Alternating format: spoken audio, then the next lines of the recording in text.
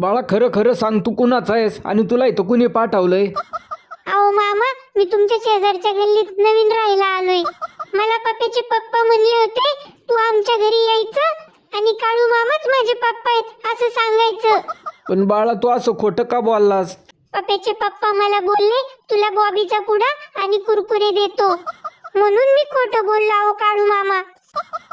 पप्पा काय हे, लाज वाटते तुम्हाला बाप म्हणायची? काळू मामाला बदनाम करण्यासाठी एवढ्या खालच्या थराला जासाल असं वाटलं नव्हतं मला.